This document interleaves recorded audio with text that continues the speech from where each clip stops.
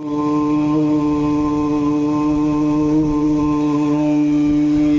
भूतं च भव्यं च सर्वं यश्चाधितिष्ठति सर्वस्य च केवलं तस्मै ज्येष्ठाय ब्रह्मणे नमः। यस्य भूमिः प्रमान्तरिक्षमुतोदरं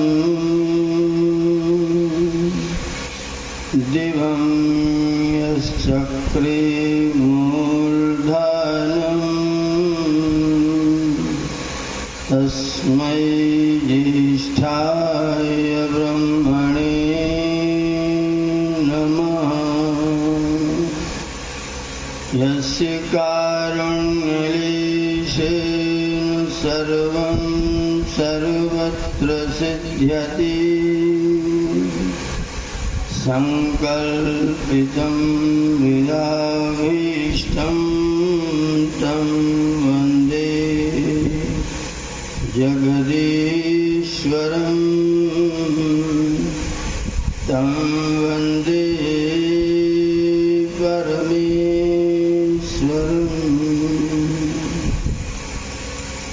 सभा में समुपस्थित समादरणीय सन्यास्तवृंद, पूज्यपाद स्वामी शिवानंद जी महाराज,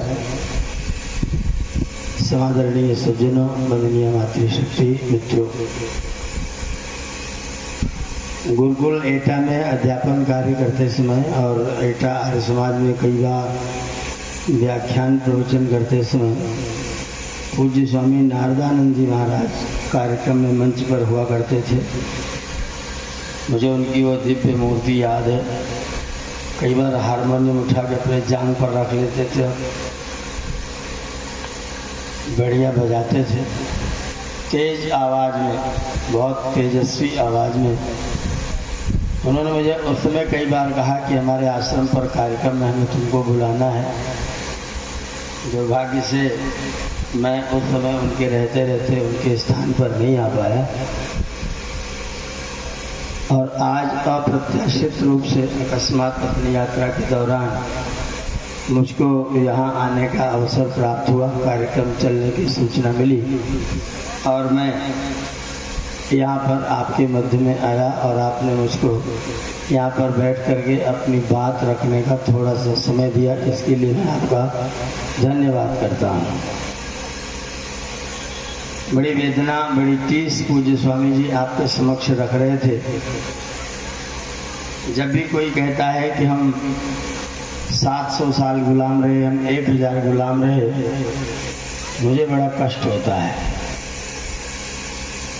कष्ट इस बात का होता है कि हम दुनिया के सर्वश्रेष्ठ लोग, दुनिया का सर्वश्रेष्ठ शास्त्र जिनके पास में है, दुनिया की सर्वश्रेष्ठ विद्या जिनके पास में है, त्याग तपस्या की प्रतिमूर्तियां जिस देश में रहती हैं, जिस देश में रामकृष्ण जैसे महात्मा जन्म लिया करते हैं, जिस देश में अनेक महर्षि लोगों ने रह करके अपना प्राणपण इस देश के लिए समर्पित किया है, उस देश को क्या हो गया जो ये देश गुलाम हो गया।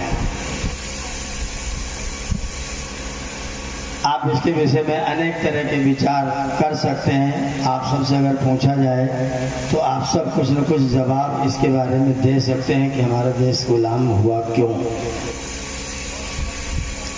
महर्षि दयानंद ने इस विषय पर खूब गंभीरता से विचार किया, हमारा देश गुलाम हुआ क्यों। तो महर्षि ने लिखा, जब वेदों का पढ़ना पढ़ाना छूटा,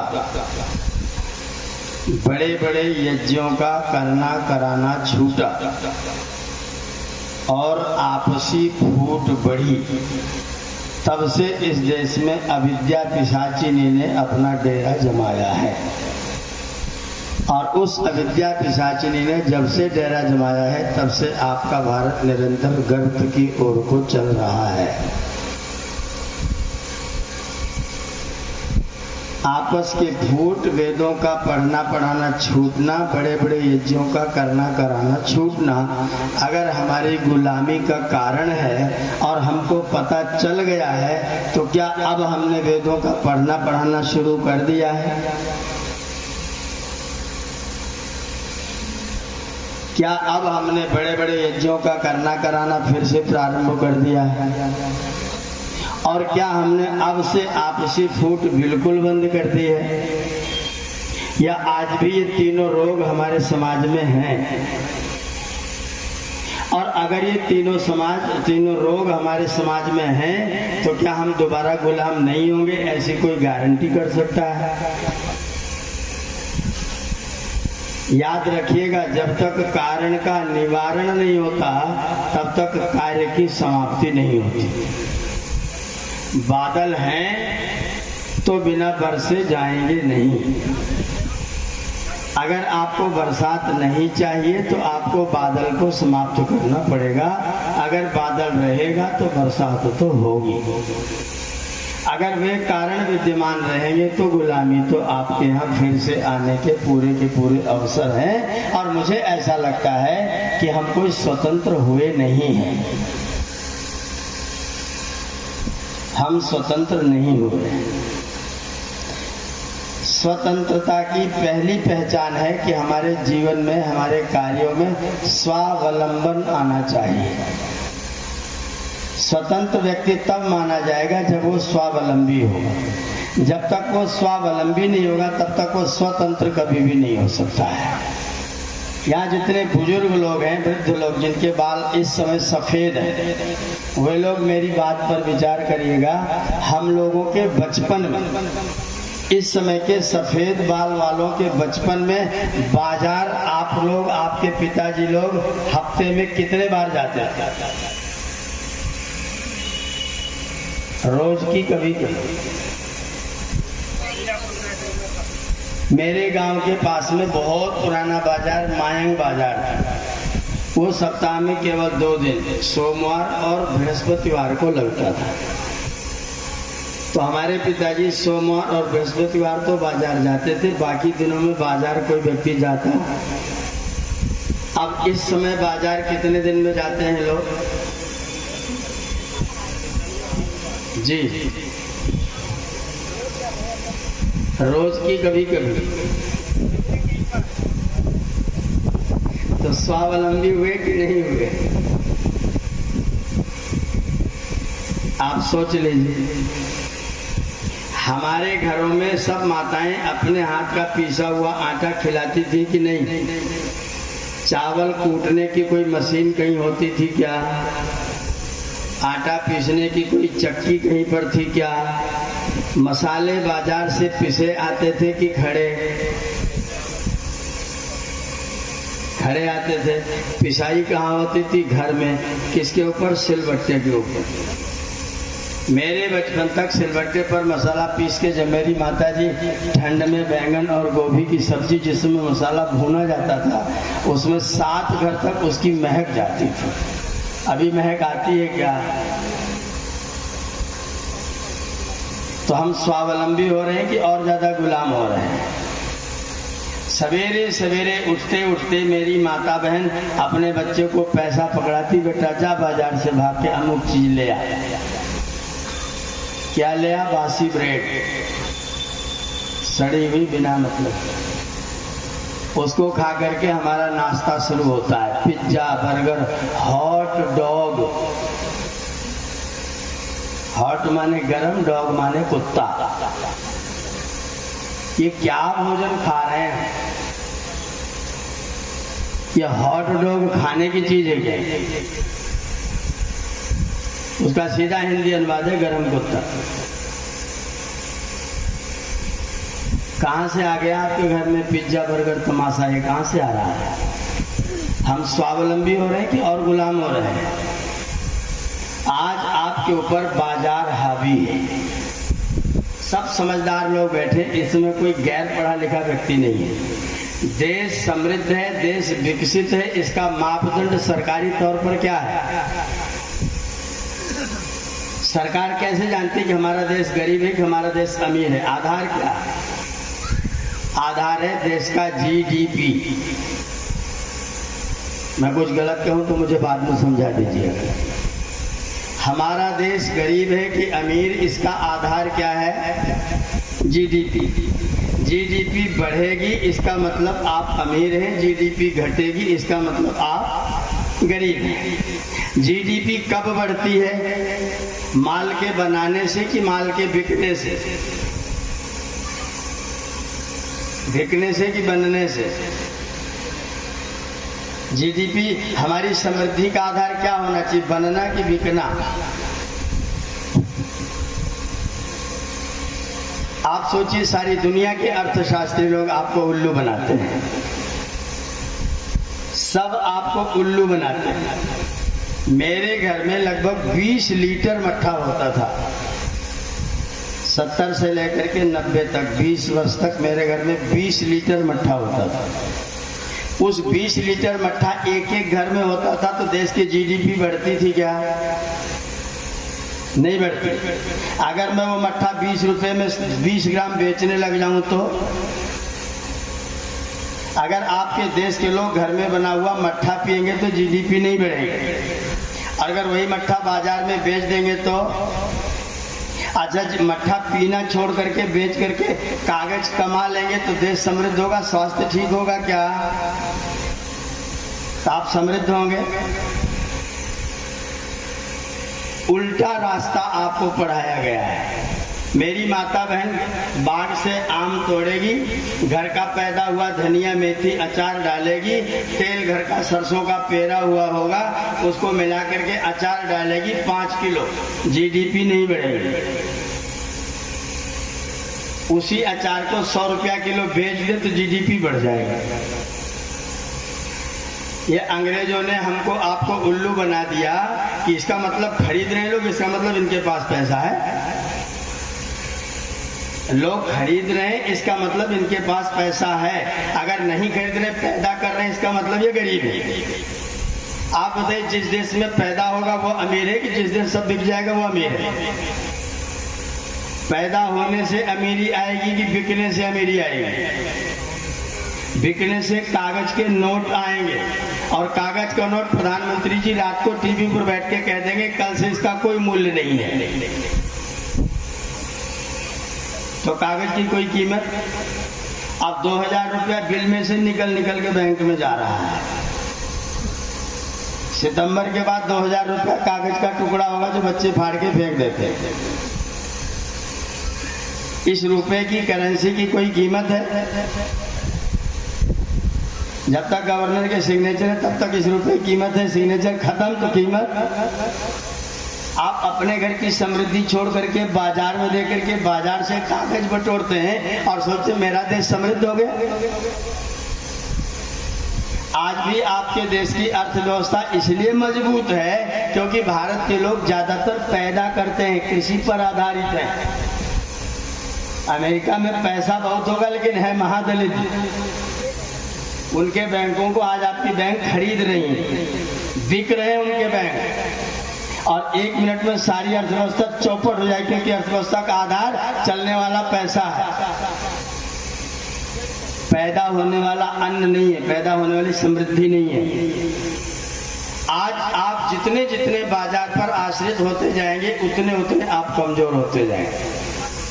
जितने जितने बाजार से बाहर निकलेंगे उतनी उतनी आपकी समृद्धि होती जाएगी। बाजार में आपने अगर अपना सारा सरसों दे दिया बाजार को और बाजार के कुछ नालायक लोगों ने सारी सरसों डंप कर दी तो कल तेल का क्या भाव होगा? अभी 200 सवा 200 खरीदा हम लोगों ने और सरसों उनके बाप के घर से आई थी। कहां से आई?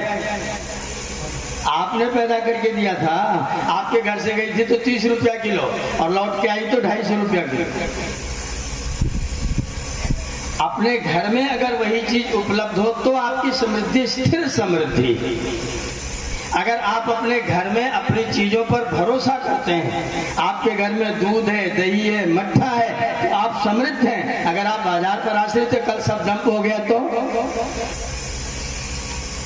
कोरोना आया, सारी दुनिया के देश चिल्लाए, मर गए लोग इटली पिटली। जो इतने बड़े चिकित्सा के लिए आज की तारीख में सबसे तगड़ा राष्ट्र इटली माना जाता है और सबसे भयंकर मृत्यु वही हुई। आपके देश के लोग तो बहुत सारे लोग तो यूं ही झेल गए, कुछ नहीं हुआ। हम तो चैलेंज करते थे, हमारे पास आके दिखाए कोरोना, उसकी हिम्मत। और अब भी चैलेंज है, कोरोना आके दिखाता। अगर आपके पास अपनी इम्यूनिटी पावर है तो दुनिया की कोई ताकत आपको परास्त कर सकती है। हमको कमजोर करने के लिए बाजार के आश्रित बनाया गया षड्यंत्र करके। इसलिए मेरा निवेदन है, स्वतंत्रता का पहला साधन है स्वावलंबी होना। मेरे देश के बच्चों को अंग्रेजों ने दो खराब चीजें दी, दो खराब चीजें जो सत्यानाश का कारण है। क्या क्या खराब चीज है? नंबर एक, हर सफेद चीज बहुत अच्छी होती है, हर सफेद चीज अच्छी होती है। गोरी पत्नी बहुत अच्छी होती है। सफेद आटा जिसमें से कार्बोहाइड्रेट सब निकल गया बहुत अच्छा होता है। चावल का पूरा पॉलिश निकाल दिया तो सफेद चमकता हुआ चावल बहुत अच्छा होता है। सारा फास्फोरस निकाल के फेंक दिया तो सफेद रंग की चीनी बहुत अच्छी होती है। ये अंग्रेजों ने हमको सिखाया। और दूसरी बात क्या सिखाया? जो मेहनत करता है वो छोटा आदमी, जो आराम करता है बड़ा आदमी। आप बताइए बड़ा आदमी कौन होना चाहिए? जो परिश्रम करके अपने अपने अपने सामर्थ्य पर, अपने हाथ के बल पर अपने जीवन को ठीक से चला सके, वो अच्छा आदमी, वो बड़ा आदमी है। कि जो हमेशा आश्रित रहे दूसरों पर, वो बड़ा आदमी है। अंग्रेजों ने हमको सिखाया जो काम करता है वो छोटा आदमी, और जो आराम करता है वो आराम करने वाला बड़ा आदमी। निकम्मा बड़ा आदमी कैसे हो सकता है? निकम्मा आदमी बड़ा आदमी कैसे हो सकता है? जो अपने हाथ से उठ करके पानी न ले सके वो बड़ा आदमी कैसे?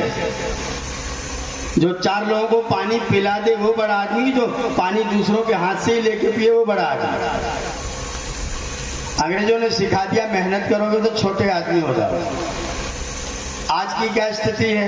एक व्यक्ति 15,000 की नौकरी पा जाए चपरासी की, और एक व्यक्ति 15 बीघा खेती करे, एक व्यक्ति 15 बीघा खेती करे और एक व्यक्ति 15,000 की नौकरी पा जाए।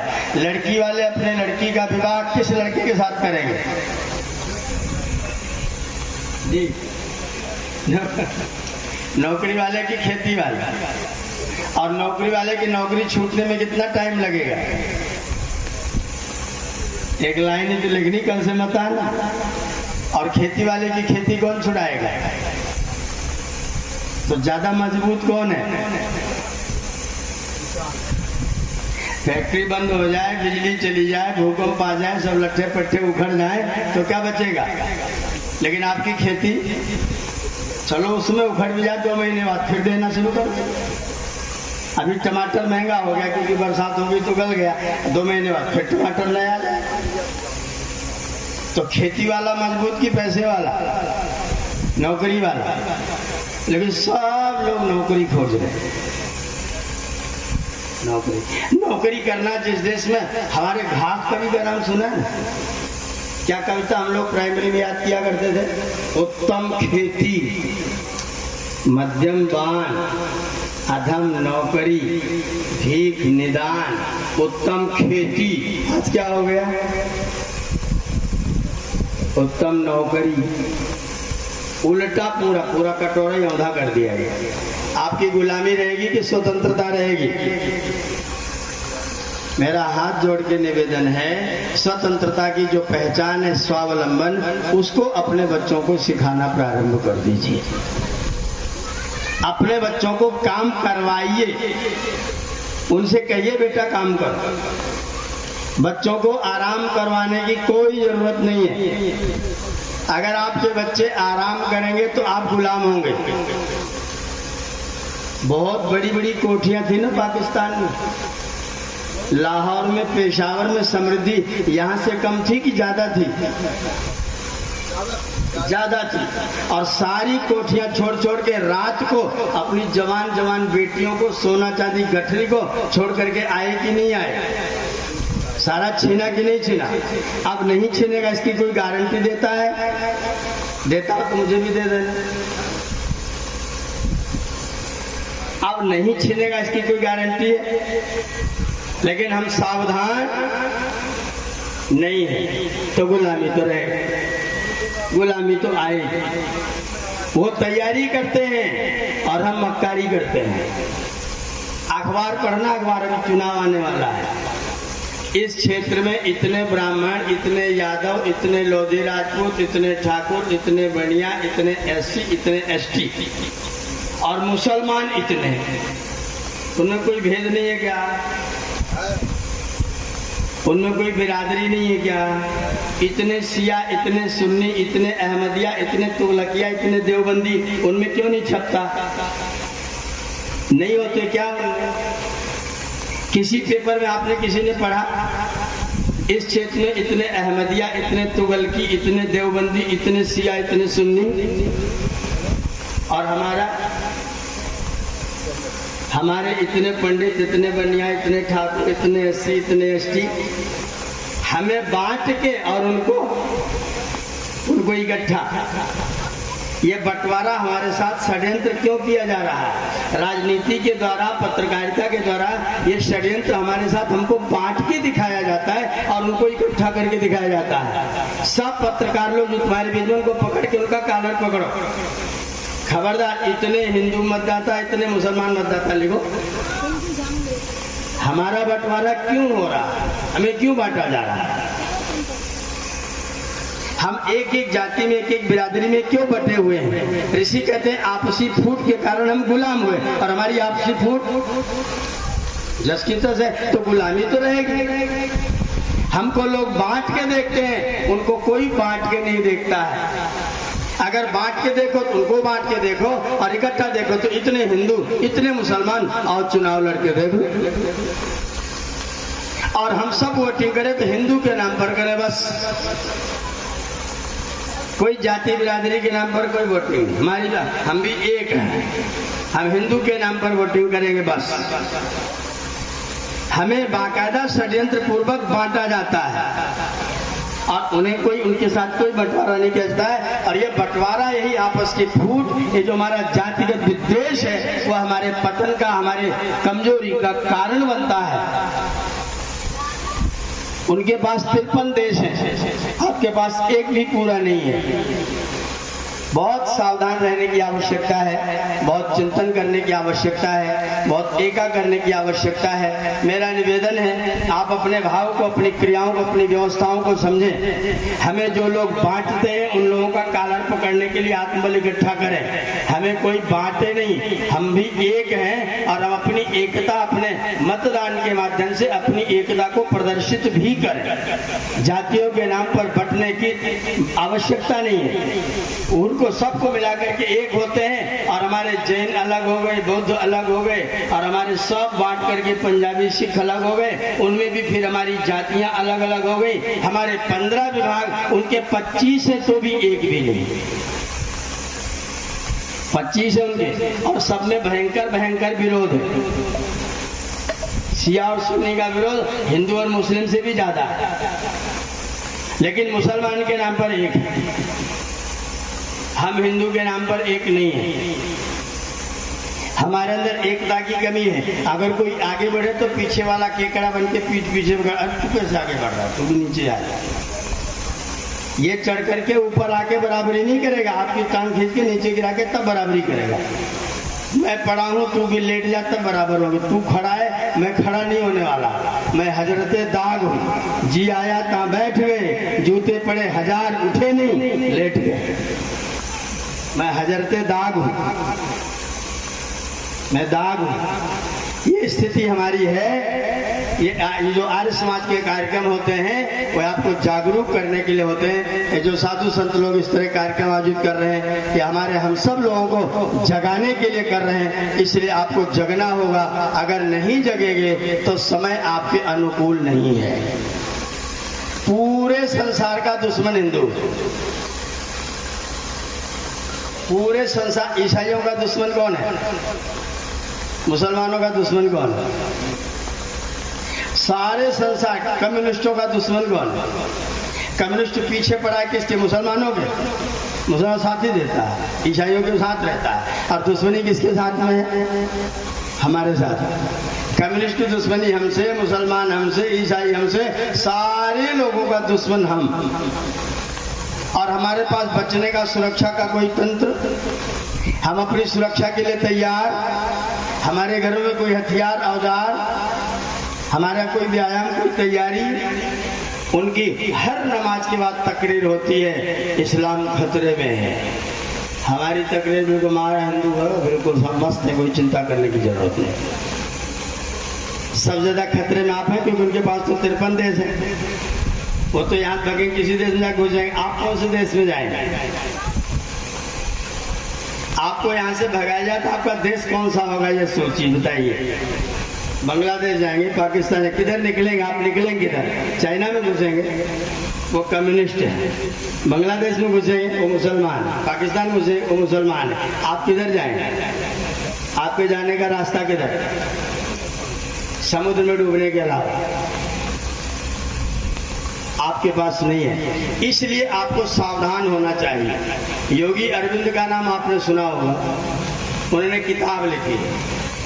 उस किताब में उन्होंने कहा, अगर हिंदू अपने अस्तित्व को बचा के रखना चाहता है तो उसके पास में 3 रास्ते, 4 रास्ते हैं। हिंदू अपने अस्तित्व को बचाना चाहता है, उसके साथ में 4 रास्ते हैं। पहला रास्ता वो मुसलमानों के साथ हो जाए। मुसलमानों के साथ हो जाएगा तो मुसलमानों के 53 देश इसकी सुरक्षा करेंगे, ये बचा रहेगा। दूसरा रास्ता वो ईसाइयों के साथ हो जाए तो ईसाइयों के 55 देश इसकी सुरक्षा करेंगे, तो ये बचा रह सकता है। तीसरा रास्ता है कम्युनिस्टों का साथ पकड़ ले, उनके 14 देश हैं, वो इसकी सुरक्षा कर सकते हैं। और चौथा रास्ता है सब हिंदू जाके प्रशांत महासागर में डूब के मर जाए। आपको कौन सा रास्ता पसंद है? एक भी नहीं। मैंने उस किताब को पढ़ा और किताब को पढ़ने के बाद मैं योगी अरविंद के प्रति बहुत श्रद्धा रखता हूँ। वास्तव में बहुत अच्छे साधक थे, बहुत अच्छे योगी थे, लेकिन उनके चारों रास्ते मुझे बिल्कुल भी पसंद नहीं आए। मैंने चारों रास्तों का खंडन कर दिया और मैंने सोचना शुरू किया कि 5वां रास्ता कुछ है कि नहीं है। तो 5वां रास्ता मेरी समझ में आया कि हिंदू 100% हिंदू हो जाए, वो सुरक्षित हो जाएगा। हिंदू सेक्युलर न रहे। कौन निप होए हमें का हानि, चेरी छाण न होइयो रानी, ये सोचना हिंदू बंद करे। हम सोचते हैं कि भाईचारा है हमारा, वो भाई है हमारा, हम चारा है उसके। हम उसको भाई कहते हैं, वो हमको चारा समझता है, तो भाईचारा है। ऐसा भाईचारा आपको बचाएगा क्या? हिंदू 100% हिंदू हो जाए, 100%। इसके मर्यादा पुरुषोत्तम भगवान श्री राम है, इसके पास श्री कृष्ण है, और इसका धर्म ग्रंथ क्या है? भगवान वेद। अभी आप सुन रहे थे ना, किसी भी धार्मिक में धर्म ग्रंथ तो है ही नहीं। कोई कुरान बाइबल धर्म ग्रंथ नहीं। वे धार्मिक ग्रंथ हो सकते पर धर्म ग्रंथ नहीं हो सकते। धर्म ग्रंथ एक, पूरी धरती पर धर्म ग्रंथ केवल एक है और उसका नाम भगवान वेद है, वो आपके पास है। हम अपने वेदों का पढ़ना पढ़ाना प्रारंभ करें, अपने महापुरुषों का अनुकरण करना प्रारंभ करें, अपने ऋषियों मुनियों की पवित्र परंपरा को अपनाएं। हमें सेकुलर होने की कोई जरूरत नहीं है।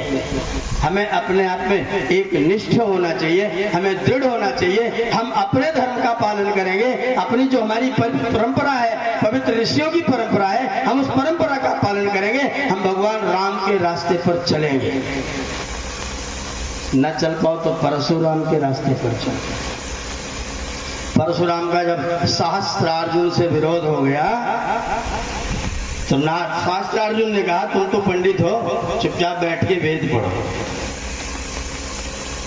बैठ करके वेद, परशुराम ने कहा हाँ वेद पढ़ेंगे। अग्रतः चतुरो वेदा, आगे मेरे 4 वेद हैं और पृष्ठतः ससरम धनु, और मेरे पीछे बाण चढ़ा हुआ धनुष भी है। उभयथा ही समर्थोस्मि, दोनों तरह से से समर्थ हूँ, शापादपि शरादपि, नहीं तो शाप दे दूंगा, नहीं तो बाण से मार दूंगा।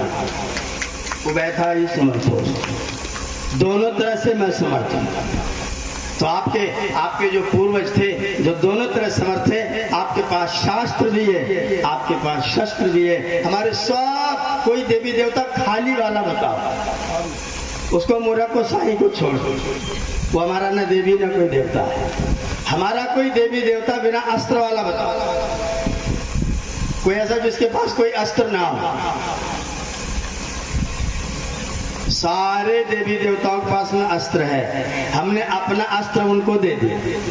अभी हम जानते देखा पीपल पर लंगोट बंधी हुई थी सैकड़ों, हमारे साथ ब्रह्मचारी शिव स्वरूप जी थे। बोले ये क्या है? मैंने कहा लोगों ने अपना लंगोट उतार के पीपल देवता को चढ़ा दिया। लो देवता तुम संभालो, हम पे नहीं समझता है। लंगोटी पीपल पहनेगा, हम व्यभिचारी रहेंगे, हम लंपट रहेंगे, हम लंगोट नहीं पहनेंगे, हम ब्रह्मचर्य का पालन नहीं करेंगे, इसको पीपल देवता संभालेंगे। ये लंगोटी हमारी चीज थी, ये ब्रह्मचर्य हमारी चीज थी, ये तप हमारी चीज थी। हमने उनको पकड़ा करके और अपने सब चीजें हमने अपनी छोड़ी, अपना यज्ञ छोड़ा, अपना वेद पाठ छोड़ा, अपनी संध्योपासना छोड़ी, अपनी चीजें छोड़ी और दूसरों का अपना लिया, दूसरों की अपनाई। रामकृष्ण की पूजा रामकृष्ण के मंदिरों में हमने साईं को बिठाला ला करके। मुसलमान था, बदरुद्दीन उसके बाप का नाम था। झांसी की रानी की किले में बदरुद्दीन किलेदार था। रात को 12 बजे बेईमान ने किला खोल दिया, जिससे अंग्रेज लोग अंदर घुस गए और झांसी की रानी के साथ लड़ाई में झांसी की रानी मारी गई। वो देशद्रोही था, उसका लड़का चांद मियां था। वो चांद मियां आज साईं के नाम पर हिंदुओं का देवता बनकर घूम रहा है। शाहजहां का साला था सालार मियां, उसको गाजी की उपाधि मिली थी। गाजी की उपाधि उनको मिलती जो 1000 हिंदुओं का कटा हुआ सर सामने लाके प्रकट करता है। जो हिंदुओं का सर कलम करके प्रकट करे उसका नाम है गाजी। और वो गाजी सालार मियां आकर के सुहेल देव ने जब उसको गाजीपुर में मार दिया, अब उसकी समाधि बन गई। और उसकी समाधि पर पूजा करने कौन जाता है? जिसने पृथ्वीराज की लड़की को नंगा अजमेर में नचाया, सलीम चिश्ती, वो सलीम चिश्ती पर चादर चढ़ाने कौन जाता है? हम कहते हैं सब तो देवता है, सब तो पीर फकीर है। ये एक भी पीर फकीर नहीं, सब षड्यंत्रकारी धूर्त हैं। इन्होंने हमको उल्लू बनाया है, हमारा पैसा लूटा है और हमारे पैसे से हमारा सत्यानाश किया है, हमारे ऊपर आतंक फैलाया है। ये अलीम सलीम चिश्ती आई साईं, ये आपके पूजा के पात्र आजी गाजी पाजी नहीं थी। आपकी पूजा के पात्र राम है, कृष्ण है और ब्रह्मा से लेकर जैमिनी पर्यंत पवित्र ऋषियों की परंपरा है। उस परंपरा को जब तक हमारा हिंदू भाई एक करके अपना नहीं अपनाना प्रारंभ करेगा, तब तक इसकी सुरक्षा का कोई तंत्र धरती पर बचा हुआ नहीं है। इसलिए अपने आप को बचाइए, अपने आप को सुरक्षित करिए। सेक्युलरिज्म नाम का रोग है, बहुत भयंकर कोड़ है ये आपके समाज के सत्यानाश का साधन है। हमें कोई सेक्युलर नहीं होना है, हम शुद्ध वैदिक हैं, हम वैदिक धर्मी हैं, हम अपने ऋषियों मुनियों की पवित्र परंपरा के संवाहक हैं, हम भगवान राम भगवान श्री कृष्ण के भक्त हैं, उनको अपना आदर्श मानने वाले लोग हैं। हम उनके आदर्श पर चलेंगे और अपने देश को अपने तरीके से सुरक्षित और संरक्षित करेंगे। ये आपके बचने का तरीका है। हम तो अलग जगह पे घूम रहे हैं।